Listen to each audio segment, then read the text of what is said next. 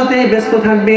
কিন্তু আজকে মানুষজন তো দেখলাম আমরা হাজার মানুষ যারা আল্লাহ রাব্বুল আলামিনের সাথে ওয়াদা করলো, ও আল্লাহ তুমি জমিনের মধ্যে আমাকে পাঠিয়েছো, হায় আল্লাহ জমিনের মধ্যে আমাকে পাঠিয়েছো তোমার ইবাদতের জন্য।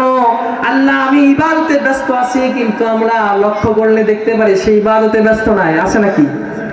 সে ইবাদতে ব্যস্ত নাই, সে ব্যস্ত আছে দুনিয়া নিয়ে।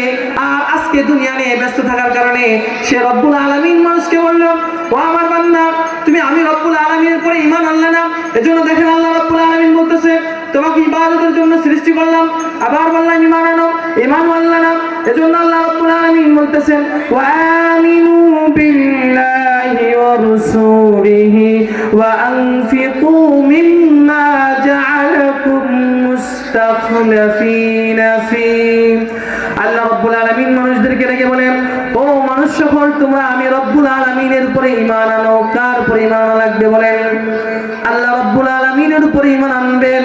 এরপরে আল্লাহ রাব্বুল আলামিন বলতেছে যে আমিনু বিল্লাহি ওয়া রাসূলিহি, ঈমান আনো আমি রব্বুল আলামিনের পরে, এরপরে তুমি আমার রাসূলের উপরে ঈমান আনো। আল্লাহ রাব্বুল আলামিন বললেন, ও বান্দারা যখন আমি আগে আমার রাসূলের পরে ঈমান আনলাম, ঈমান আনার পর তোমাদের অবস্থা কি হবে, তোমরা কি করবা? এরপরে ওয়া আনফিকু মিম্মা জাআলা লাকুম মুস্তাখলাফিনা ফি, তোমরা খরচ করবা এই জমিনের মধ্যে আমি তোমাদেরকে যা প্রতিনিধি করে দিলাম। এই বাড়ি দেখতেছো, গাড়ি দেখতেছো, বাজারের মধ্যে দোকানপাট দেখতেছো, সব বাড়ি সব গাড়িগুলা সব আমি রব্বুল আলামিন তোমাকে দান করেছিলাম, তোমাকে এর প্রতিনিধি করে দিলাম। আজকে তুমি আমি রব্বুল আলামিনের কাছে এটা ব্যয় করলা না। ও বান্দা তুমি প্রস্তুত থাকো, আমি রব্বুল আলামিনের সাথে তোমার লিকা হবে।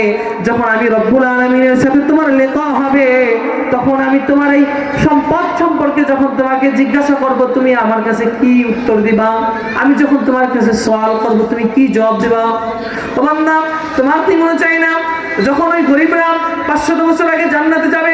ও বান্দা তুমি বড়লোক হয়ে যদি তুমি প্রচুর পরিমাণে দান করো, তুমি যদি খরচ করো, আনফিকু তুমি যদি খরচ করেই থাকো আল্লাহ রাব্বুল আলামিনের কাছে, আল্লাহ রাব্বুল আলামিনের রাস্তায় খরচ করতেই থাকো।